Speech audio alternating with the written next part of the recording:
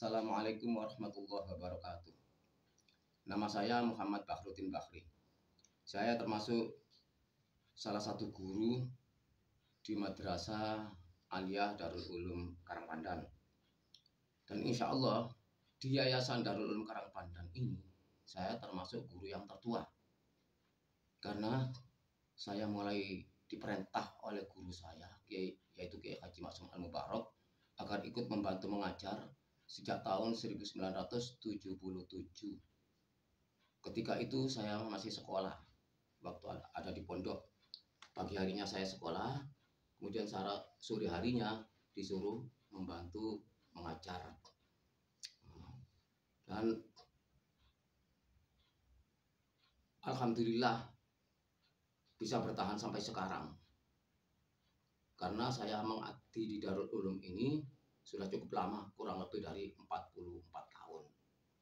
Harapan saya, mudah-mudahan semua ilmu yang saya ajarkan kepada murid-murid saya menjadi ilmu yang manfaat, barokah fiddin wa dunya wal akhirah, sehingga bisa membawa mereka itu menemukan kehidupan yang bahagia maupun di dunia maupun di akhirat. Dan bagi saya pribadi yang mengamalkan ilmu sejak dulu itu, mudah-mudahan diterima oleh Allah dan kelak bisa mengambil manfaatnya, manfaat yang sangat besar, sehingga bisa menemukan kehidupan yang bahagia, baik di dunia lebih-lebih di akhirat. Amin ya rabbal alamin. Kalau ada pertanyaan, muridnya sudah banyak yang pangkat, loh gurunya kok masih tetap begitu? Muridnya yang jadi kiai banyak, yang jadi ustadz, ustadzah banyak, menyebar di mana-mana, mungkin sudah tidak terhitung. Yang jadi PNS juga banyak, yang jadi angkatan juga banyak. Tetapi gurunya kok masih tetap begitu? Saya jawab, itu memang sifat saya. Tugas saya sebagai guru hanya mengantarkan murid. Mau kemana murid saya ini menuju, saya antarkan atau saya tunjukkan jalannya. Yang mau ke Surabaya menetap di sana dan kerja di sana, saya antarkan.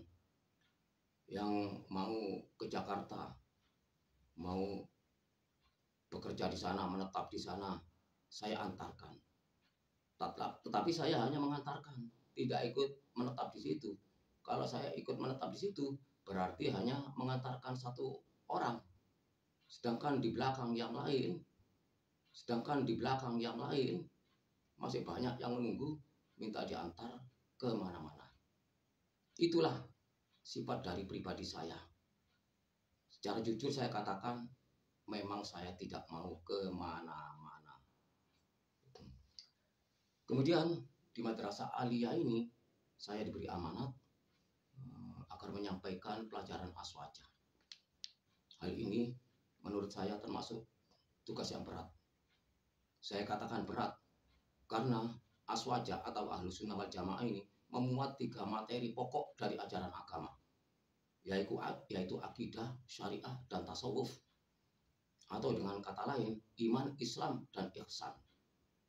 Ini agama Islam terdiri dari 3 pilar ini. Jadi 3-tiganya ini tidak boleh ada yang melenceng.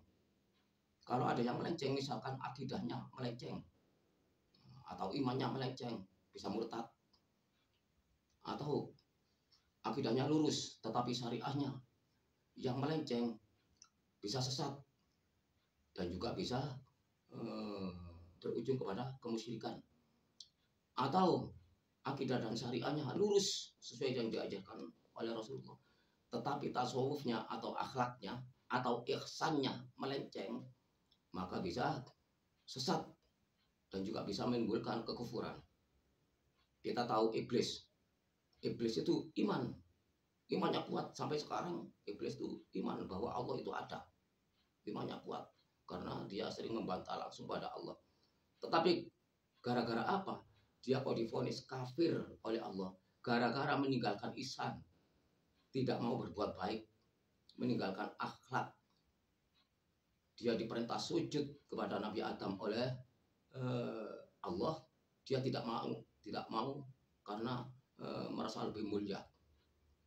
Gara-gara meninggalkan ihsan ini, dia divonis kafir dengan turun-turunannya. Oleh karena itu, tujuan dari mempelajari aswaja ini adalah mempertahankan ajaran Islam yang sebenarnya. Karena Ahlussunnah wal Jamaah ini memang hakikatnya Islam. Islam adalah Ahlussunnah wal Jamaah. Karena isinya Islam adalah akidah, syariah, dan tasawuf atau iman, Islam, ihsan. Tiga-tiganya tidak boleh ada yang melenceng.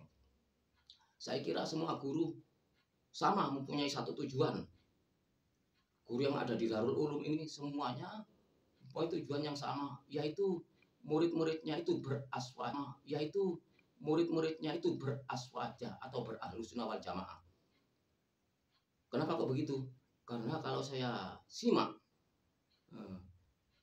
komentar dari mereka itu, komentar terakhir dari mereka itu, inti dari komentar terakhir itu menciptakan insan yang beriman, bertakwa, dan berakhlakul karimah.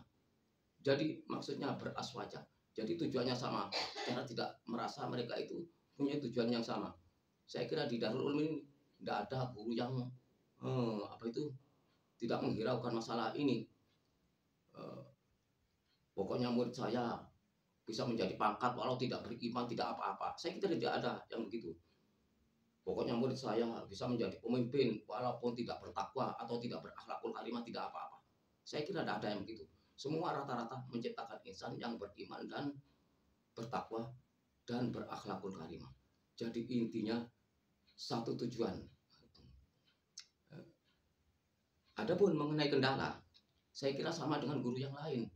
Di antaranya adalah tidak semua murid itu minat terhadap ilmu. Jadi kalau ada satu anak saja yang tidak minat terhadap ilmu apa saja, itu bisa merusak yang lain. Oleh karena itu saya buat dengan cara yang menarik. Di antaranya adalah sewaktu-waktu saya adakan latihan diskusi per kelompok. Di dalam diskusi ini ada daya tarik tersendiri. Karena dalamnya itu semakin lama itu diskusi itu semakin asik. Masing-masing mempertahankan pendapatnya dan pendapatnya minta dibenarkan oleh yang lain. Kadang-kadang saya pancing-pancing. Jadi yang akhirnya itu bisa mengeluarkan pendapat masing-masing. Ini kesannya belajar ilmu ini untuk berdebat, kesannya. Tapi sebenarnya tidak. Tujuan pokoknya adalah mempertahankan atau meluruskan ajaran Islam yang sebenarnya yang telah diajarkan dan diamalkan oleh Rasulullah beserta para sahabatnya. Namun demikian, kalau ada kelompok-kelompok tertentu yang mau menyelewengkan akidah atau syariah atau tasawuf, murid-murid kami insya Allah siap mengatasinya, siap menjawabnya dengan jawaban yang puas, tidak hanya sekedar gebrakan, dan jawabannya itu dapat diterima. Saya kira itu yang perlu saya sampaikan. Mudah-mudahan semuanya itu menjadi bermanfaat fid-dini wad dunya wal akhirah. Amin ya rabbal alamin. Wassalamualaikum warahmatullahi wabarakatuh.